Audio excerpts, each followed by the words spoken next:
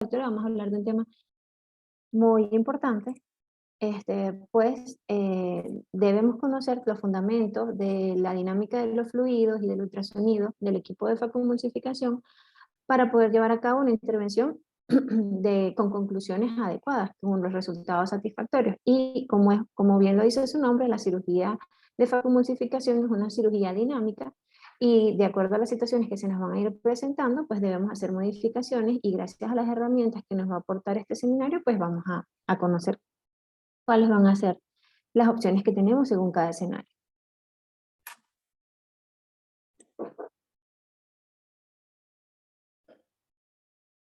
Ok, muy bien, para hablar entonces de la facomulsificación, primero tenemos que hablar de quién creó este maravilloso equipo oftalmológico. Se trata del doctor Charles Kellman, quien no solo fue un reconocido oftalmólogo, sino también saxofonista, piloto de helicópteros y de aviones. Él, que ya venía practicando para esa época la cirugía extracapsular e intracapsular, con los consecuentes resultados, digamos, y tan poco satisfactorios de estas intervenciones, quiso crear un dispositivo, un equipo que le permitiera fragmentar o pulverizar el cristalino cataratoso y poderlo aspirar o retirar, manteniendo la indemnidad del globo ocular, haciendo todo este procedimiento a través de incisiones muy pequeñas. Para llevar a este fines, él pidió un préstamo de $250,000, equivalentes a más o menos $2 millones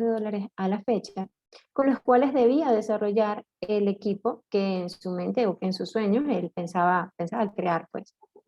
Sin embargo, después de un año, 2 años de varios intentos, no fue sino hasta que se cruzó con el ingeniero Anton Banco, que basado en los principios de los equipos de odontología, desarrollaron juntos el primer facomulsificador. Inicialmente, Anton Banco, este ingeniero, él trabajaba para Cavitron. Sin embargo, una vez que pudo patentar su primer facomulsificador, llegó a ser el director de Surgical Design. Entonces, en 1967, ellos lograron patentar su facomulsificador. La primera facomulsificación culminada con éxito duró alrededor de 76 minutos y se empleó una sónica de 20.000 Hz. Posterior al desarrollo, Charles Kellman intentó pues describir o documentar todos sus casos, pero la evolución de los mismos era bastante tórpida, a pesar de que era un procedimiento muy prometedor, todavía los resultados no eran tan exitosos. Para ese entonces él practicaba una capsulotomía denominada capsulotomía en árbol de Navidad, la cual estaba asociada a muchas rupturas de cápsula posterior. Para evitar entonces las rupturas, él decidió llevar el núcleo a la cámara anterior y facomulsificarlo en esta zona. Sin embargo, trabajar en esta área a las altas frecuencias de ultrasonido sin sustancias viscoelásticas producía un grave daño endotelial que entonces terminaba irremediablemente en un paciente que no tenía una visión final satisfactoria. Es por esto que esta época se denominó la edad oscura o la era oscura de la facomulsificación. Sin embargo, a pesar de este antecedente, había muchos, la mayoría de ellos radicados en el oeste de Estados Unidos, que mantenían su fe en el procedimiento. Uno de ellos, el doctor John Little, en 1975, creó o desarrolló por primera vez, puso en práctica la capsulotomía en abrelatas. Esta, al ser más circular, de bordes más regulares, daba mayor soporte o resistía con mejor soporte las tensiones de la manipulación del núcleo durante la cirugía. Y a esto se anexa la aparición de las sustancias viscoelásticas en el año 1979. Entonces, más seguidores de esta técnica, por ejemplo, Kratz y Sinski y Sherin, ellos mantuvieron y continuaron practicando esta técnica, modificándola cada vez más hacia lo que sería la facomulsificación de hoy en día. Sin embargo, a pesar de que la capsulotomía en abrelatas era más regular y que todos pensaban que ya el lente anticular se podía colocar en saco, las autopsias que se realizaron a los pacientes que se les practicaban estas cirugías determinaron que todavía no era tan satisfactorio, ya que solamente el 10% de los lentes se encontraban en el saco capsular. Esta época donde estos, digamos, estos guerreros mantuvieron la facomulsificación viva se conoció como la época del lejano oeste. Posteriormente, entonces, Stein y Ferch en 1986 ya innovaron con una cápsula Rexis circular que más adelante Gimbel y Newham convertirían en la que conocemos hoy en día como la cápsula Rexis curvilínea continua. Esta evidentemente tiene numerosas ventajas respecto a las capsulotomías que ya habíamos mencionado antes, ya que permitía que el lente intraocular se mantuviera centrado en el saco. ¿Cómo lo determinaba? Pues con los signos que ya nosotros conocemos, ese pliegue que se hace en la cápsula posterior, la posición del lente, y esto brindaba obviamente resultados más satisfactorios a nivel visual pues, de los pacientes. Los cálculos para el lente intraocular eran mucho más efectivos y por eso esta etapa de la historia de la facomulsificación se conoció como la era universal. Pues fue la que presagió lo que hoy conocemos como la cirugía gold standard para curar o para corregir las cataratas en nuestros pacientes. Entonces, la facomulsificación no es más que la combinación de dos sistemas. Uno de ellos que sea capaz de fragmentar el cristalino dentro del ojo, que aplica la dinámica de los sólidos, y otro sistema que sea capaz de esos fragmentos, de esos pedacitos de cristalinos, los podamos evacuar del globo ocular, manteniendo por supuesto la integridad de la conformación de la cámara anterior y por lo tanto del globo ocular, y esto gracias a una adecuada dinámica de líquidos. Entonces consiste, como vemos acá, en principio de una pieza de mano, que es la que produce el ultrasonido que se encarga de pulverizar o de fragmentar el cristalino aplicando la dinámica de sólidos. Ella va a estar conectada a una vía, o, a una vía de irrigación y a una vía de aspiración. Esta vía de irrigación es alimentada por una botella llena de solución salina balanceada que funciona por efecto de la gravedad. Cuanto más alta, obviamente más irriga, cuanto más la descendamos, vamos a tener menor flujo de volumen que se introduce a la cámara anterior, por eso la unidad con la que se mide son los centímetros de agua. Y tenemos también nuestra bomba, que va a ser la responsable de la aspiración o del flujo de...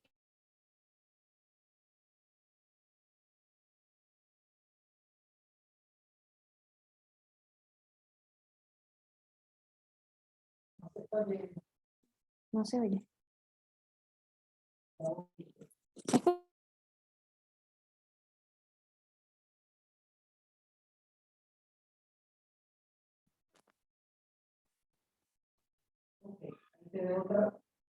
¿Sí?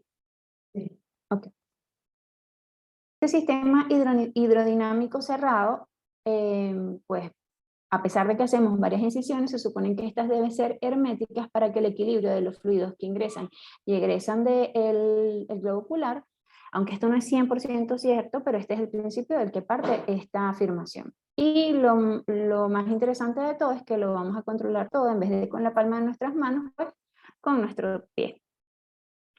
Para empezar entonces a hablar de la dinámica de líquidos, vamos a tener nuestro sistema de irrigación y nuestro sistema de aspiración. La finalidad de estos dos sistemas es tener un equilibrio entre los líquidos que ingresan y egresan del globo ocular, manteniendo una presión constante. Esa presión constante va a someterse a todos los tiempos quirúrgicos, es decir, vamos a tener estados hidrostáticos en los que la presión del sistema y la presión gravitacional son las mismas prácticamente y no existe un mayor flujo ni de ingreso ni de egreso del globo ocular, y van a estar los estados hidrodinámicos. Esto es principalmente cuando encendemos nuestra bomba de aspiración, cuando tenemos fugas por las incisiones. Entonces lo que el principio que debe mantener este equipo es una presión y una cámara anterior constante a lo largo de toda la cirugía, por lo que generalmente la irrigación siempre va a ser discretamente mayor a la aspiración. Entonces, de ahí tenemos, como mencionaba antes, que la altura de la botella es la que nos va a controlar el volumen de la irrigación, pero esta presión intraocular también va a depender del diámetro de la tubería de esa vía de irrigación y la presión que tiene nuestro globo ocular. Por cada 15 centímetros que nosotros elevemos nuestra botella, entonces vamos a tener más o menos 10 a 11 milímetros de mercurio de aumento de la presión intraocular. para nosotros trabajar a lo largo de la cirugía, más o menos debemos tener una presión de alrededor de 30 milímetros de mercurio, entonces deberíamos de tener una altura de la botella de 45 centímetros más o menos. Entonces, esto nos va a permitir controlar la profundidad de la cámara anterior, la distancia entre las estructuras de la cámara anterior para nosotros poder trabajar sin conllevar alguna alteración de ninguna de estas estructuras. Sin embargo, también tenemos otros momentos, por ejemplo, cuando nosotros activamos nuestra bomba, ya tenemos egreso o salida de fluidos, por lo que debemos de tratar o de progresivamente aumentar la botella de, de altura. Diferente es el caso cuando tenemos una obstrucción que ya no estamos aspirando suficiente, entonces tenemos que, al contrario, descender un poco más la botella cuando tenemos obstruida la punta del saco, y para mantener una presión constante, por ejemplo, cuando estamos lavando viscoelástico, igualmente. Como ven, esto es lo que quiero hacer ver acá, es que es una cirugía dinámica en la que nosotros vamos a estar modificando constantemente los parámetros. Es importante que a pesar de que nuestras incisiones son herméticas, siempre hay alguna salida de líquido a través de ellas, por lo que es importante no entrar a la cámara anterior sin estar irrigando, porque podemos producir o conllevar un colapso de la cámara anterior y las complicaciones asociadas a esto. Entonces, tenemos dos situaciones. ¿Cuándo vamos a aumentar la irrigación? Cuando queremos aumentar la profundidad de la cámara anterior. Cuando tenemos muchas fluctuaciones durante la cama, mientras estamos trabajando, para evitar, por supuesto, el contacto con el endotelio y también las rupturas de cápsula posterior, y cuando la pérdida de líquido a través de las incisiones es mayor a la que nosotros desearíamos, pues estas no son tan herméticas. Cuando debemos bajarla, por supuesto, cuando tenemos debilidad o fragilidad en alguna de las células, cuando vemos una RCP pequeña, grande, dependiendo de cómo sea, cuando tenemos pacientes con vitrectomía o pacientes con miopías muy elevadas, porque sabemos que ellos tienen, digamos, alguna predisposición o ya de por sí tienen cámara suficientemente amplia. Cuando hablamos entonces de aspiración, ya recordamos que es el volumen de fluidos que va a abandonar el ojo, y este debe ser inferior al que nos proporciona la vía de irrigación. ¿Por qué? Porque ya lo he mencionado antes, eso nos va a llevar entonces a que colapse la cámara anterior. Esta se va a activar o va a responder a los estados hidrodinámicos, ¿sí? Va a depender, por supuesto, del pedal que ya mencionaré, en cuáles son las posiciones en las que activamos cada uno. Y bueno, cada facomulsificador va a tener diferentes tipos de bombas. Las más, digamos, las que más destacan en esto son las bombas de vacío y las bombas de flujo, de las cuales, en el caso de las bombas de flujo, sus principales exponentes son las bombas peristálticas, y de las bombas de vacío, las Venturi. Entonces, aquí tenemos que considerar o tener en cuenta que la aspiración no necesariamente es lo mismo que vacío. El flow o el flujo va a ser entonces la cantidad de cc o de mililitros que evacúan la cámara anterior por unidad de tiempo. En cambio, el vacío va a ser la atractabilidad o la capacidad de la pieza de mano de atraer y de mantener los restos o los fragmentos del cristalino a la punta.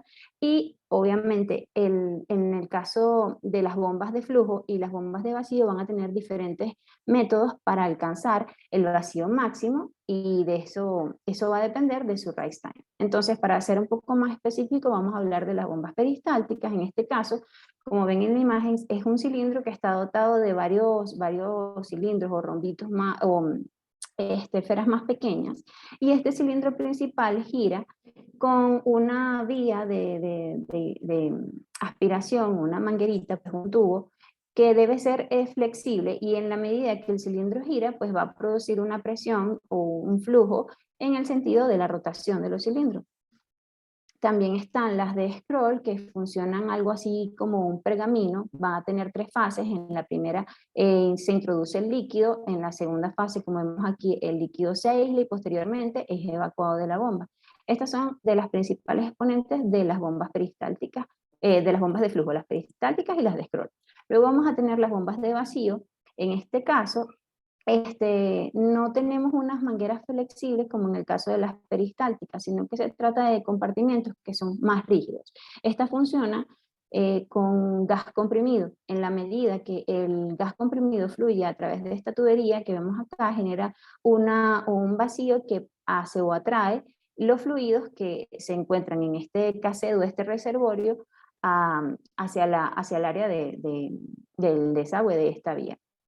Y de este tipo también tenemos las diafragmáticas, que como ven acá, es una especie de émbolo que está incorporado en un cilindro que en la medida que gira mueve esta línea rojita que está acá, que es el diafragma. En la medida que él desciende y sube, genera un vacío que atrae los líquidos y que posteriormente los elimina a través de la vía de drenaje.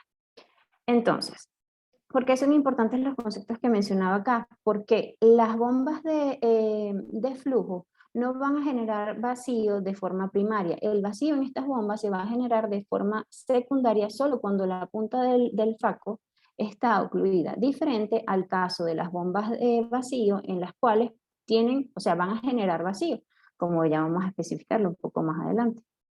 Dependiendo de qué tan rápido alcancemos el nivel máximo de vacío preestablecido en nuestro equipo de FACO, entonces vamos a tener un aumento del rise time o del tiempo de alcanzar ese vacío máximo o una disminución de este. Por supuesto, en las bombas de vacío, el tiempo de alcanzar este punto del rise time es mucho más rápido, por lo que el rise time es más bajo. Entonces, ¿cómo funciona cada una de ellas? Como tenemos acá en esta imagen, tenemos nuestro rodillo, nuestro cilindro, el cual gira, y en este momento no estamos generando vacío. Sin embargo, hay unos autores que afirman que cuanto nosotros aceleramos más, evidentemente mientras nosotros aceleramos o el rodillo, el cilindro se mueve con mayor velocidad, vamos a generar una corriente de aspiración mayor. Y algunos describen que esta también determinaría la presencia de un vacío o un cierto grado de vacío, que no va a ser nunca jamás el vacío máximo, este solo se alcanzaría cuando tenemos la punta del faco ocluida.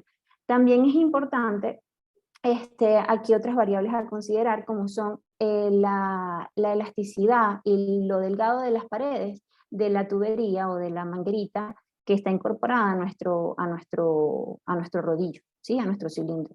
Entonces, generalmente estas tienen que ser más flexibles y con paredes más delgadas, pero esto se asocia también a un fenómeno que ya mencionaremos más adelante que se llama surge, por lo que los dispositivos más actualizados tratan más bien de disminuir esta elasticidad para prevenir que suceda. También va a influir acá en la velocidad de la aspiración el diámetro de la punta de faco. Evidentemente, si tenemos un diámetro mayor, la aspiración o el flujo de aspiración va a ser mucho mayor en estos casos. Ese fenómeno de que les mencionaba se llama surge. Sucede cuando hay una descompresión súbita, digamos, de la cámara anterior que produce el colapso de la misma. En este caso, como observamos aquí, la punta está ocluida y se está generando un vacío que hace que, gracias al compliance o a la elasticidad de las paredes de esa membrana, cuando finalmente el faco logra facomulsificar o triturar esos pedacitos y se absorben, ella genera una presión que obviamente evacúa rápidamente el líquido de la cámara anterior que la irrigación, el sistema de irrigación no puede contrarrestar, por lo que colapsa la cámara anterior y tenemos este escenario como el que vemos acá en la imagen. Esto tiene alto índice de complicaciones, de rupturas de cápsula posterior, de prolapso del vitrio y por supuesto de daño endotelial. Entonces, ¿cuáles serían los factores que van a condicionar o interferir aquí? Pues el nivel de vacío en la línea de aspiración para el momento en que esto ocurre, el flujo o la cantidad de líquido que estábamos aspirando en ese momento, el diámetro de la línea de aspiración y el compliance. Cuanto mayor compresibilidad o elasticidad, entonces vamos a ver peor el efecto de este fenómeno. ¿Cómo lo vamos a contrarrestar? Pues elevando la altura de la botella para recibir o aumentar nuevamente la irrigación, disminuyendo el valor de vacío y disminuyendo, por supuesto, el flujo de aspiración para poder darle chance a la irrigación de que nos recupere la cámara anterior. Es por esto, por este fenómeno en específico, que los desarrolladores de estos equipos buscan cómo evitarlo o cómo hacer que el equipo reconozca estos cambios de presión que están previos a que ocurra el surge, y es por esto que han reforzado los tubos en la línea de aspiración, es decir, sus paredes son más duras o menos comprensibles en la parte de la aspiración y se mantiene su flexibilidad en el área del cilindro de los rodillos. ¿Sí? De esta manera, si se presenta la posibilidad de que haya un colapso de la cámara anterior, la compresibilidad de las mangueras en la parte de aspiración no va a ser tan significativa como si fueran sus paredes más delgadas y su diámetro más grande. Y por supuesto, bueno, eso implica otros, de acuerdo a cada fabricante, tenemos el sistema Cruise Control, el sistema CSI, tenemos Venting y cualquier cantidad que, bueno, aplican para cada fabricante. En cuanto a las bombas de Venturi, estas bombas, como dije anteriormente, la aspiración va a ser secundaria al vacío. En este caso vamos a tener dos tipos, o dos tipos de vacío, o 2 grados de vacío. El vacío principal, que es el que va a dar la bomba, o el cassette de drenaje de la bomba en sí, y el que se va a presentar en la punta de faco. Si nos fijamos en estas imágenes, vemos que siempre la de la punta de faco va a ser menor en relación a la que se está mostrando en la bomba propiamente. El único momento en el que la bomba y la punta de faco alcanzan el máximo vacío va a ser en el momento en el cual la punta está completamente obstruida. ¿Cuáles van a ser entonces los factores nuevamente que condicionan la salida de los fluidos en este caso? Principalmente la extracción por la aspiración, que va a estar condicionada, como ya sabemos, por el tamaño de la incisión, el diámetro del tip y del manguito de silicón que la recubre, el tipo de bomba, sus ajustes y las características propias de las mangueritas o de los tubos. Entonces, las diferencias que vamos a tener entre las dos válvulas van a estar basadas en el caso de las peristálticas, que van a estar basadas en flujo, las Venturi en vacío. El control del flujo y del vacío va a ir de forma independiente, en cambio en las bombas Venturi no tenemos la posibilidad de separar estas dos variables.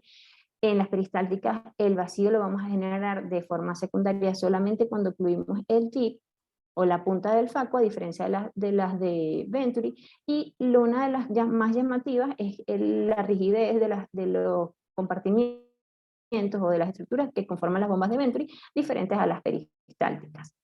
De acuerdo a esto, entonces, en relación a los parámetros de oclusión y de cada uno, tenemos aquí este cuadrito que nos ejemplifica qué parámetros, cómo ajustar nuestros parámetros cuando estamos si tenemos la punta ocluida o no, y de acuerdo al tipo de bomba.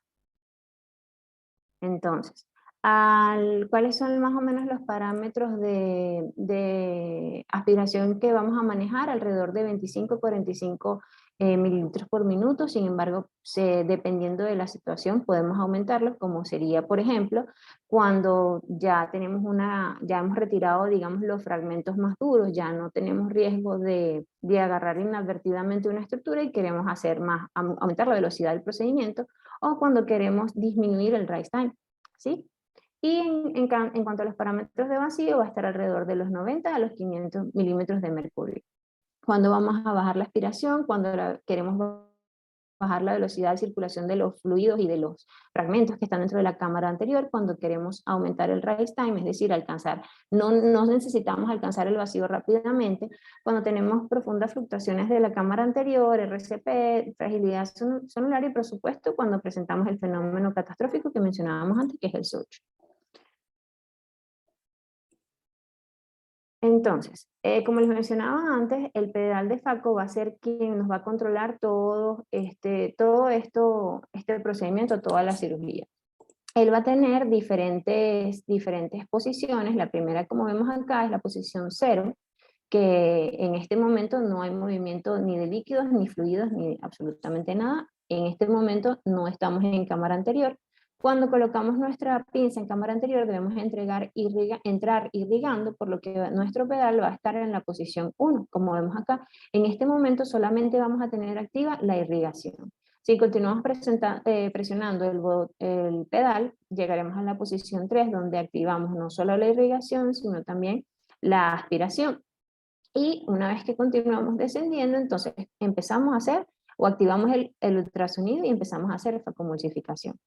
Em, eh, Ahora, las actualizaciones en equipos pues permiten no solamente controlar estas funciones se mantienen cuando nosotros manejamos nuestro pedal en modo faco, pero tenemos otros modos, como es el de irrigación-aspiración, en donde anulamos por completamente la posición 3 y tendríamos las posiciones 0, 1 y 2. Tenemos el modo de vitrectomía, en donde se reemplaza el ultrasonido, bien sea por corte o por aspiración, en caso de que se va a hacer la vitrectomía, pues. Y tenemos el modo diatermia, el cual también viene incorporado en algunos de los facomulsificadores, que nos permite pues cauterizar algunas zonas. Además, hay otras funciones que permite controlar o anexar el pedal, como es la irrigación continua, la cual es bastante útil, sobre todo cuando inadvertidamente podemos soltar por completo el pedal y mantenernos, y estamos en cámara anterior pudiendo colapsar la cámara, es bastante útil. Tenemos el reflujo y el venting, que son aplicaciones de seguridad que nos permiten, digamos, interrumpir la aspiración, bien sea con aire o con agua, para de esta manera evitar colapsos en la cámara anterior. En cuanto a la dinámica de sólidos, ya vamos a hablar de cómo vamos a fragmentar el cristalino. Vamos a tener dos tipos de facomulsificación. Está la facomulsificación axial y la bimanual. La diferencia de estas dos parte de la pieza de mano, ¿sí? Nosotros habitualmente practicamos la que es axial, la que posee una pieza de mano que tiene incorporada la pieza, o digamos el dispositivo que se encarga de hacer el ultrasonido y fragmentar el cristalino, y también la irrigación y aspiración. En el caso de la bimanual están separadas, ¿sí? Con una principal que tenemos acá, entonces estaríamos haciendo el ultrasonido, y con la otra permitiríamos la irrigación. Y otra diferencia entre estas dos técnicas es que no vamos a tener este capuchón de silicón, que es el que nos permite que la irrigación sea hacia los lados de la punta del faco. También otra diferencia entre estas dos técnicas es el tamaño de las incisiones. Acá en la bimanual tenemos dos incisiones pequeñas de más o menos 1.4, 1.5 milímetros, mientras que acá solo tenemos una incisión principal de más o menos 2.7 a 3 milímetros, y podemos hacer una paracentesis que nos permite introducir, pues colocar los instrumentos auxiliares a la técnica que estamos practicando. Otra de las cosas que tiene en particular la técnica bimanual es que puede hacerse uso de los mantenedores de cámara anterior. Entonces acá vemos lo que ya mencionaba, una incisión de 3 milímetros, donde se va a introducir una pieza que tiene incorporada todo lo que necesitamos para realizar la facomulsificación, y por esto es que básicamente esta es la técnica que más se lleva a cabo, que más se practica. En cuanto a la pieza de mano, vamos a tener diferentes tipos de transductores. Los transductores son aquellos que llevan a cabo, o que a partir de los cuales se genera el ultrasonido. Tenemos los magnetorrestrictivos y los piezoeléctricos. Los magnetos restrictivos van a estar compuestos, o estaban compuestos, por una serie de láminas de metal ferromagnético que iban a estar conectadas a una bobina que, al tener contacto pues con la electricidad, hacía que ellas oscilaran o que vibraban. Sin embargo, estas, al ser de metal, eran bastante más pesadas, y sobre todo entraron en desuso porque generaban mucho calor, se asociaban a quemaduras corneales y necesitaban un sistema de refrigeración anexo. A pesar de que su vida útil era bastante larga, porque son piezas mucho más resistentes, por todo esto de las quemaduras térmicas fue que fueron, digamos, opacadas por los transductores piezoeléctricos. Estas están basadas en el principio de que algunos cristales, al someterse a vibraciones o a compresión, generan corriente eléctrica. Entonces lo que hicieron quienes desarrollaron este tipo de transductores fue invertir esta ley, y lo que hacen es que exponen estos cristales a corrientes eléctricas, y esto hace que ellas oscilen, generando el ultrasonido. Tienen la ventaja de que son mucho más livianas, tienen mayor vida útil y generan mayor energía, o sea, convierten la energía eléctrica en energía mecánica en mayor proporción que los magnetos restrictivos, y es por eso que estos son los que más se utilizan el día de hoy. Entonces acá retomamos cómo es nuestra pieza de mano. Vemos que en este dispositivo está incorporado toda la parte del ultrasonido, nuestra vía de irrigación y nuestra vía de aspiración, y la corriente eléctrica, por supuesto. Vemos que nuestro capuchón permite que la irrigación salga hacia los lados, y esto nos va a ayudar con la flowability, o que el flujo de la irrigación se vaya hacia la periferia y luego redirija los fragmentos hacia la punta del faco, facilitando así que se puedan eliminar todos los fragmentos. vamos a tener diferentes puntas con diferentes ángulos. Sin embargo, el principio de todas ellas va a ser esa vibración, esa oscilación que va a estar alrededor de 28.5 a 40 Hz. Sin embargo, no necesitamos, debemos mantenernos en un rango más o menos entre estos parámetros, porque por encima de esto solo vamos a generar más calor y más quemaduras y complicaciones, y por debajo no vamos a tener una vacuumulsificación tan eficiente como la que quisiéramos tener. Entonces, ya sabemos que a través del ultrasonido vamos a producir la fragmentación, pero ¿cómo lo hace? El principal mecanismo es el mecanismo de impacto directo que la bibliografía emula a un martillo mecánico. Como sabemos, estos martillos mecánicos tienen una superficie, digamos, delgada en la punta, ¿sí? Al igual que nuestra punta de faco, que sí, los bordes, como pueden ver acá, no solamente son biselados, sino que también son más delgados, ¿ok? Esto permite que la energía que él aplica sobre el cristalino en este caso sea más eficiente. Y esto lo va a llevar a cabo con oscilaciones, así, movimientos axiales hacia adelante y hacia atrás, que nosotros es lo que vamos a nosotros a modificar en el vacuumulsificador. La longitud o la distancia del movimiento axial que realiza la pieza de mano en la vibración. De ahí que la frecuencia siempre va a ser la misma, es una que nosotros no podemos modificar, sino que va a estar determinada por el fabricante según el equipo que estemos utilizando, pero sí la amplitud del movimiento. Evidentemente, cuanto más amplitud, más amplio el movimiento, mayor fuerza, mayor destrucción. Pero esto también va a repercutir no solo en el cristalino, sino en las estructuras aledañas, como son el endotelio y la cápsula posterior principalmente. Entonces, lo que nosotros buscamos al escoger el poder de nuestro faco es que podamos causar destrucción, pero recordando que el efecto de martillo también tiende a alejar los fragmentos o el cristalino de la punta del faco. Así que nosotros necesitamos suficiente potencia para penetrar y destruir el cristalino, pero sin que éste se desplace, ¿ok? Se aleje de nosotros, que ese es el fenómeno que denominaríamos chattering. Entonces, cuanta mayor potencia y tengamos menor resistencia, entonces, fino, podemos destruir nuestro cristalino. Pero en cambio, si tenemos una potencia menor a la resistencia que nos ofrece el cristalino, este se nos va a mover y no vamos a tener una vacuumulsificación eficiente. En cambio, si la potencia y la resistencia son más o menos iguales, vamos a poder destruir el cristalino de forma constante, pues. Entre los otros mecanismos que ayudan a la vacuumulsificación van a estar las ondas que se generan por las partículas y los fluidos, es decir, los mismos fluidos, el movimiento de los fluidos a alta velocidad que se producen dentro de la cámara anterior y dentro del cristalino, cada vez que éste penetra o perfora el cristalino, van a producir también cierta destrucción. Está también la cavitación, aunque esto es algo controvertido porque hay algunas revisiones que afirman que la cavitación realmente no aporta mucho a la vacuumulsificación. Sin embargo, está descrito que los cambios de presión que surgen cuando la punta de faco va hacia atrás y hacia adelante generan unas micro burbujas que sufren implosión, y esta implosión colaboraría a la destrucción o la fragmentación del cristalino. De hecho, se han desarrollado las puntas, como sería la de Kellman, las cuales aumentarían el efecto de esta cavitación, irradiándola así o destruyendo así más rápido el cristalino. Tenemos entonces que afirman que cuando la punta del faco es recta, la distribución de la cavitación digamos, no es controlada. En cambio, si nuestra punta es biselada, generalmente colocamos el bisel hacia arriba, pues podemos dirigir, o la cavitación se va a dirigir en el sentido de ese bisel. ¿Por qué nosotros o por qué ellos desarrollan las cánulas como la de Kellman? Porque si nosotros nos ubicamos dentro del ojo, la energía de la cavitación iría dirigida hacia el endotelio corneal. Entonces, como no queremos destruir el endotelio corneal, sino mantener la fuerza en el cristalino, estas puntas dirigirían la cavitación hacia esa zona. Como podemos verlo acá en las imágenes, estas imágenes son obviamente imágenes reales.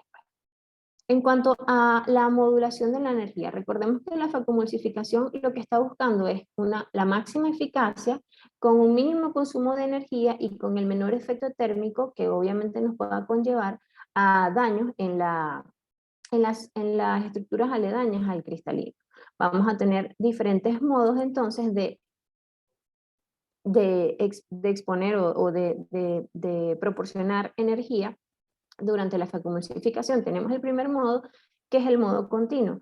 Este consiste en que cuando nosotros alcanzamos la posición 3, independientemente de la altura a la que estemos ubicados, vamos a aportar o a irradiar la máxima, el 100% del poder del ultrasonido. Este modo continuo se puede modificar según el parámetro máximo que nosotros programamos en el facomulsificador, por ejemplo, al 50%. Tenemos el modo lineal, el cual, como vemos en la gráfica, nos va a ir aumentando de forma exponencial el poder o el porcentaje del poder del faco en la medida que nuestro pedal va descendiendo. Y el modo lineal con potencia al 50% es parte del mismo principio, solamente que vamos a llegar hasta el 50% de energía. ¿Por qué no alcanzar el 50%? Por lo que ya sabemos, cuanto más energía usemos, por ejemplo, en una catarata blanda, no vamos a lograr sino producir daño al endotelio corneal o riesgo de lesionar la cápsula posterior. Tenemos los modos pulsados. Tal como su nombre los dice, en este igual nosotros vamos a controlar el máximo preestablecido de facomulsificación, pero en este caso no va a ser continuo, sino que cada periodo de tiempo que nosotros vamos a preseleccionar, entonces va a emitir el ultrasonido o la facomulsificación. También puede ser de forma lineal, ascendiendo gradualmente cada cierta cantidad de ultrasonido. Estos pulsos, como vemos acá, pueden hacerse más cortos. Está escrito que pueden hacerse espacios de 0.4, 0.2 segundos e incluso cada vez más pequeños. Ellos igual van a ser controlados por el pedal. El punto máximo de presión del pedal es el que nos va a dar el punto máximo de facomulsificación que nosotros hemos programado. Tenemos también el modo ráfaga o burst. En este lo que hace es que el duty cycle va a ir progresivamente haciéndose a periodos más frecuentes hasta que alcanzamos definitivamente, si mantenemos presionado el pedal, un nivel constante o estable de ultrasonido. Y están los hiperpulsos, que se parece bastante al modo lineal, con la diferencia de que van a ser en los mismos parámetros que la ráfaga de ultrasonido. ¿Para qué la finalidad de esto? Pues para no exponer, como mencionaba antes, continuamente al ultrasonido a la cámara anterior del paciente y sus estructuras. Entonces, según esto, aquí tenemos las ventajas y los inconvenientes de por qué utilizamos eso y las etapas en la cirugía. Por ejemplo, el modo continuo podría ser bastante útil cuando estamos haciendo técnicas de tallado, ¿sí? Sobre todo cuando hablamos de núcleos muy duros. En cambio, los pulsados, como podemos ver acá, son algo más versátiles y se pueden practicar en la mayoría de los diferentes tipos de cataratas con menor incidencia de complicaciones asociadas.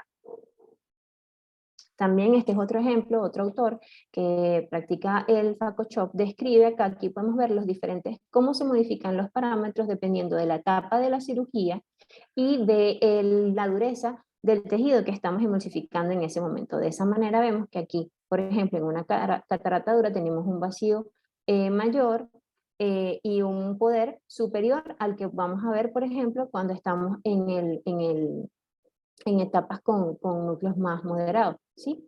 Todo esto nos hace ver o llama nuevamente la atención al hecho de que la cirugía es una cirugía dinámica y dependiendo de lo que nosotros estemos evaluando en el momento de la cirugía, vamos a emitir las modificaciones pertinentes en la irrigación, en el ultrasonido, en el vacío, etc. En cuanto a los facoemulsificadores, existen muchísimos en el mercado. De los más conocidos tenemos el Millennium, tenemos el Megatron, los equipos de Alcon, de los cuales los más consentidos o los favoritos son el Infinity y el Constellation. Tenemos también el Centurion, que es uno de los dispositivos más nuevos. En este caso, este ya no controla la presión intraocular como con la variable de la altura de la botella, sino que en este caso este se va a expresar no en centímetros de agua, sino en milímetros de mercurio, ya que la bolsa de solución salina balanceada se comprime, dándonos así una presión real. Sin embargo, para los que estamos acostumbrados a manejarlo como centímetros de agua, él expresa la conversión en su display. Entonces, Alcon, cuando introduce el Infinity, introdujo también una nueva variante de ultrasonido que denominó OSIL, o es la facomulsificación torsional. Esta, además de los 40 kHz de desplazamiento axial de la pieza de mano, tiene una variable torsional que hace, como bien lo representa este esquema, oscilaciones de 32 kHz. Estas oscilaciones nos van a permitir, como ya no son anteroposteriores, nos van a disminuir a casi cero el desplazamiento de los fragmentos, ¿sí? Ya no vamos a alejar los fragmentos por efecto de las mismas oscilaciones de la punta de faco. Y en este caso, para tener esta pieza de mano es especial, y la punta va a ser la punta de Kellman, que puede ser de 15 o de 30 grados. Entonces, ya hablando de parámetros de la cirugía propiamente, los que conocemos o los que se practican en nuestro centro, vamos a tener que van a ir de acuerdo con la dureza de la catarata. Para las cataratas grado 1 y grado 2 generalmente se usa muy poca facomulsificación, sino que utilizamos el torsional o el ósil, que nos permite, digamos, satisfactoriamente llevar a fragmentar todos el núcleo, pues, de estas cataratas, que ya sabemos que no son tan duras. Aquí, como podemos ver, la amplitud que usamos en la grado 1 es un poco menor que la utilizada en las cataratas grado 2, sabiendo después de que ya estas son algo más duras. Lo mismo aplica para los parámetros de vacío, que vemos que acá usamos 350 y acá 450. Esto obviamente va a variar dependiendo de las etapas de cirugía, por supuesto. En las etapas finales, como sería, por ejemplo, la retirada de visco o la aspiración de restos corticales, vamos a bajar esos valores suficientes como para no atrapar inadvertidamente, por ejemplo, la cápsula posterior o el iris. En el caso de las cataratas grado 2, ya vemos que en este caso sí hacemos uso de algo más de poder, sin embargo es poco, 10% de facomulsificación, y aumentamos un poco la amplitud de nuestra torsión, y un poco más cuando son cataratas grado 4. Sin embargo, el resto de los pasos, una vez que ya hemos sacado el núcleo, son bastante parecidos a los que ya les mostraba anteriormente. Lo mismo aplica para el equipo Constellation, que muestra una interfaz diferente, sin embargo igual nos permite modificar los parámetros de vacío, de aspiración, presión intraocular, todos estos mismos parámetros los podemos modificar, y igualmente vamos a aumentarlos en proporción a la dureza de la catarata. Por lo menos acá vemos que grado 1 y grado 2 se muestra una amplitud o una magnitud de vacío diferente, pues necesitamos sujetar más fuerte ese núcleo cuanto más mayor sea su dureza. Y en el caso de las cataratas grado 3 y grado 4 ya alcanzamos valores de 5 a 10 en este caso, y de 500 y 550. Muchas gracias.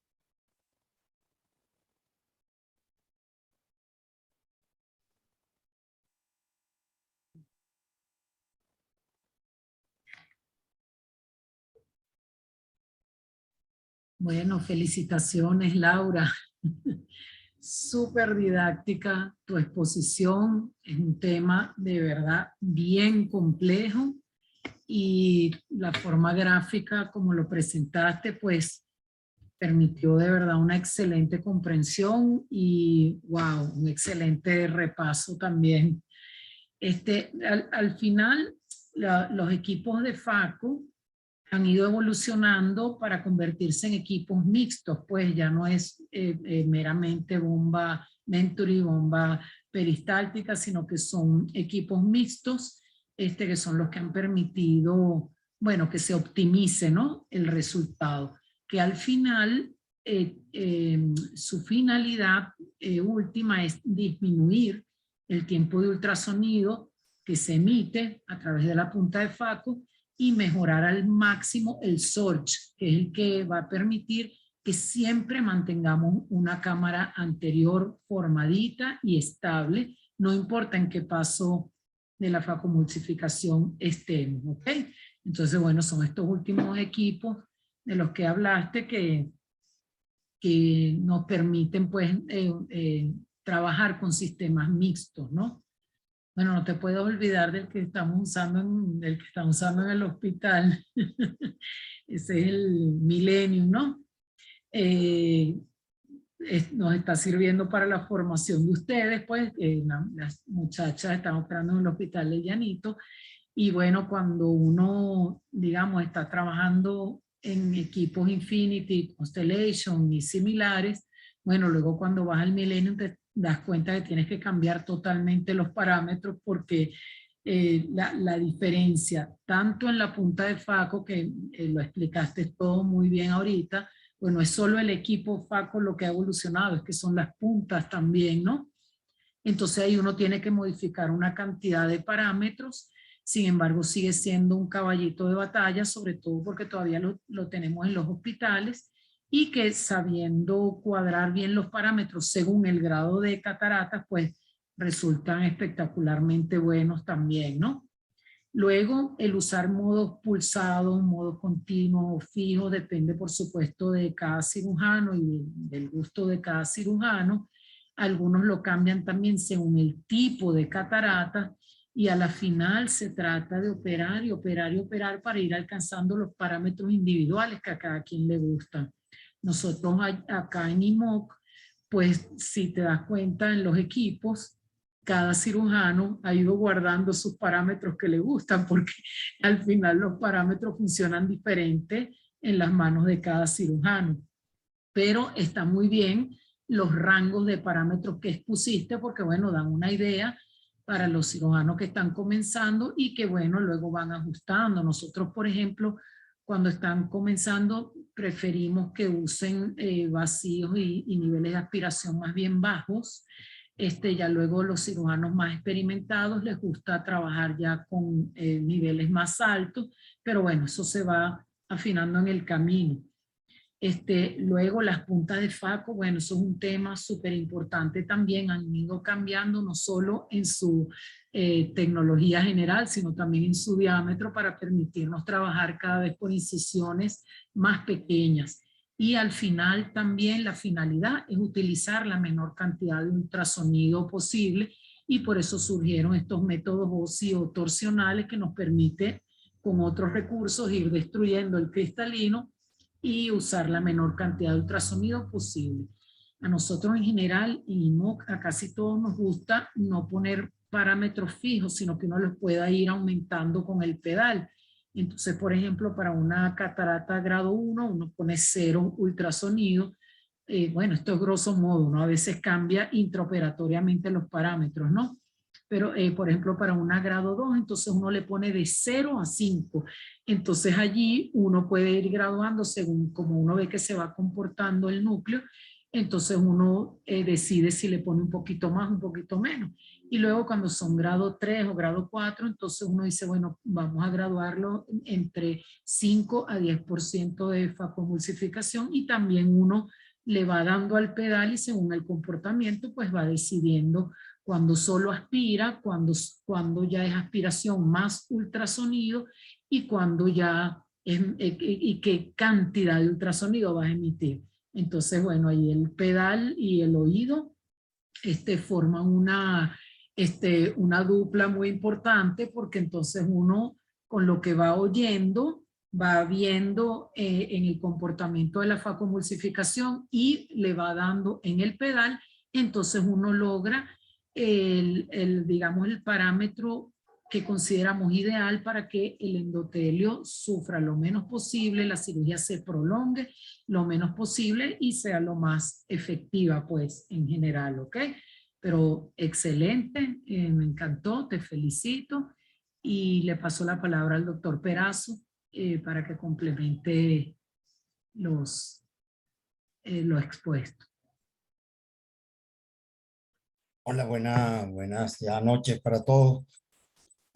Bueno, igualmente te felicito, Laura. Fue muy amplio, muy concentrado también. Este es un tema muy importante porque yo pienso que la facomulsificación para mí es una de las cirugías más difíciles que existe en la oftalmología. Por eso es que la curva de aprendizaje aquí se monta a 100 pacientes, más o menos, para para poder adquirir destreza en este tipo de cirugía. Y después que llegas y te conviertes, o que uno cree que tiene la destreza, hay un periodo donde agarras confianza y donde empiezas a tener complicaciones y vuelves otra vez a desarrollar medidas para no lograr esa confianza. Es como tienes más cuidado pues, en ese periodo de no cometer errores allí. Son muchas cosas. Lo primero es conocer la máquina. Y no una máquina no es igual a otra. O tienen el mismo principio, pero no son iguales. Las máquinas son diferentes. Entonces, lo mejor es preguntarle al que está familiarizado con la máquina, al que la ha manejado antes preguntarle que con cuánta potencia, etcétera, cómo trabaja la máquina, cuáles son sus parámetros, etcétera, etcétera. Tú tienes, por ejemplo, que el Millennium es una máquina muy potente, es un ultrasonido no es ósil, y funciona diferente al, por ejemplo, el Constellation, el Infinity o el Centurion, que tiene un componente oscilatorio en la punta. Son totalmente diferentes, los cristales son diferentes. El Millennium tiene que tener mucho cuidado con la potencia de ultrasonido, que pone el 30%, y la irrigación, que yo me acuerdo, creo, o la aspiración creo que no pasa de 300, ¿no? En cambio, en el Constellation puede llegar a una fuerza de vacío de hasta 500, 550 y estar bastante seguro. Como dije antes, entonces conocer la máquina es muy importante. Y por supuesto los conceptos que tú acabas de mencionar de facodinamia, donde hay un mecanismo que emulsifica o destruye la catarata y una dinámica de líquidos que debe mantenerse para mantener la estabilidad de la cámara anterior. Entonces el arte está en poder balancear esos poderes y esa dinámica de fluido para los mejores resultados. También no solamente conocer la máquina, sino hay que conocer dónde estamos metidos con esa máquina, la forma, de la profundidad de la cámara anterior, la dureza de la catarata, la salud del endotelio. No es lo mismo un ojo de cámara anterior estrecha que un paciente que tiene una cámara anterior bastante profunda. No es lo mismo una catarata dura que una catarata blanda, son completamente diferentes. También debemos saber que el enemigo del endotelio es el ultrasonido y el enemigo de la cápsula posterior es la aspiración. Y nosotros estamos trabajando con una máquina que emite energía ultrasónica y aspira. Entonces, cuando nosotros hacemos la capsulotomía y logramos movilizar el núcleo, ya ahí se acaba el concepto de cámara anterior o cámara posterior. Eso se convierte en una cámara única cuyo techo es el endotelio corneal y cuyo piso es la cápsula posterior.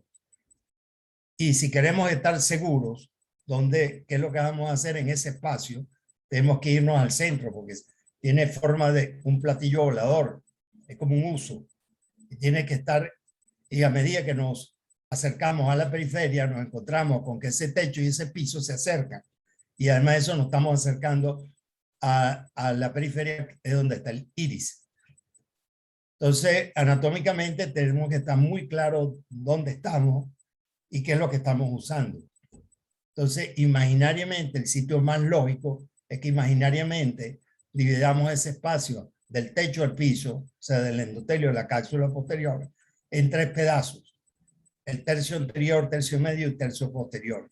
Y que trabajemos en una esfera imaginaria en el tercio medio con esos parámetros.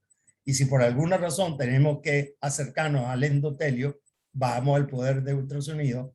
Y si por alguna razón tenemos que acercarnos, ¿no? Nunca muy cerca, a la cápsula posterior, disminuimos la fuerza de vacío o de aspiración que tengamos.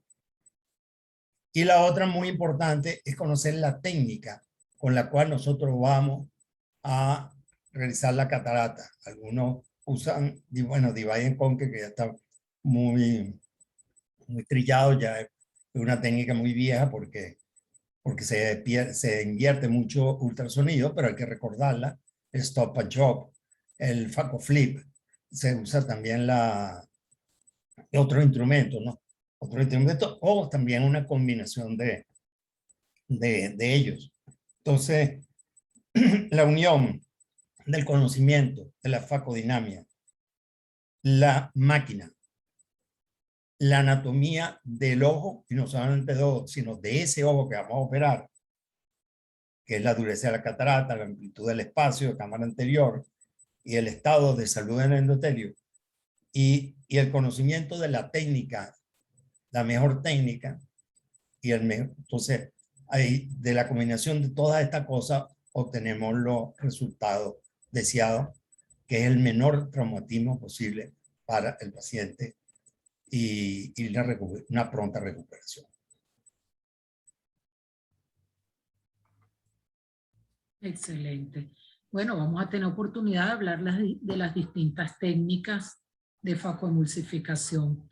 Nuestra idea hoy era esto, conocer todos estos parámetros que son indispensables para desarrollar cada una de las técnicas, que bueno, que al final es eso, lo que dijimos al principio, que es utilizar la menor cantidad de ultrasonido y de aspiración posible, pues para no dañar ni el endotelio ni la cápsula posterior.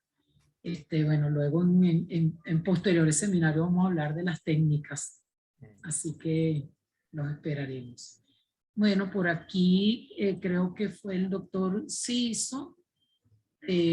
Bueno, habló de que existe la irrigación activa que no viene dada por la altura de la botella, sino por la compresión de planchas de una bolsa de solución salina que controla la dinámica de flujo y es más difícil encontrar el Sorge clásico, además de controlar la presión intraocular. Que bueno, como bien le respondió Laura, es el principio del sistema Centurion, ¿no? Que es que mantiene la presión aplastando la bolsa de solución entre dos planchas, ¿ok? Bueno, si tiene alguien algún otro comentario o aporte, es bienvenido. Uno de los aportes, Carlos hizo, uno de los aportes no, ese, muy... okay. Sí, creo que es Carlos, ¿no? Sí. Uno de los aportes importantes es precisamente para lograr la estabilidad de la cámara anterior, sobre todo en los sistemas Venturi, donde cuando uno pisa el pedal de vacío, inmediatamente se transmite eso en una movilización de líquido que tratan de sacarle la mayor cantidad de líquido a la cámara anterior y con tendencia al Sorge. Y eso tiene que ser reemplazado rápidamente por la entrada de líquido en el ojo. Entonces, por eso se pasó de la gravedad, del sistema de gravedad, al sistema de presión positiva, donde le inyectaban o le inyectan todavía a las botellas una presión de aire para que actúe como un resorte sobre el líquido que tenemos allá en la botella, para una pronta respuesta de recuperación del líquido que se está aspirando por el sistema de vacío. Y ahora la Centurion sacó, la Alcon sacó esa máquina que es el Centurion, que se maneja con esta plancha, pero lo demás sigue igual al Infinity. Y yo no lo he manejado nunca, pero tienen los mismos principios en teoría que el Infinity. En resumen, es las máquinas, y lo que decía Cecilia también, que antes trabajamos con máquinas tipo Venturi y otras peristálticas, y con unas tenían una ventaja y otras ventajas. Y las máquinas de hoy en día las peristálticas tratan de parecerse a las Venturi en algunos aspectos, y las Venturi tratan de parecerse a las peristálticas en otros aspectos mediante algunos truquitos como la Intelligent Faco, que es el IP que mantiene el Infinity en la preoclusión y dándole lo que tú explicabas, Laura, dándole más velocidad a la ruedita esa del flujo peristáltico, o sea, más más transporte de líquido, aumentando el flujo, nosotros podemos lograr un efecto de vacío mayor. De hecho, por arriba de 50 se logra algo de eso para traer esos fragmentos a la punta del FACO. Entonces, ahí se hace una liga donde no es un carro de carrera, ni es un vehículo morrocoy, sino más bien es un intermedio. Es un vehículo que es potente y es ágil y es confortable. Es una máquina, las máquinas modernas tienden a tener lo mejor de ambos mundos. Bueno, eso era todo lo que quería agregar.